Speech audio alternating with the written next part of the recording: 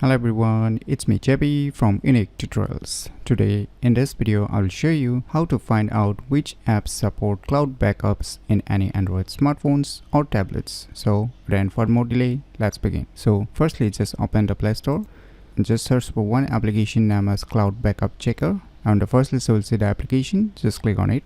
Now just click on install. So once the installation is done, just click on open. So it will show you some instructions here. You can read it or you can just click on next. Click on get started.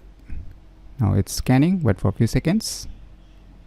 So now it has finished the scanning, and now you can see here on some apps it's showing a tick mark and on some apps it's showing a cross marking. That means the apps with the tick mark supports the cloud backup. So if you scroll down, you can see tons of applications with a tick mark. That means those applications with a tick mark supports cloud backups, and those applications showing with a cross marking does not support cloud backup. So by using this application named as Cloud Backup Checker, you can easily find out which apps support cloud backups in any Android smartphones or tablets very easily. So if you never known about this cool application, then you should definitely give it a try. So if you find this video tutorial useful, please click on the thumbs like button, and if you're new to our channel, click on the subscribe button, and lastly, thanks for watching.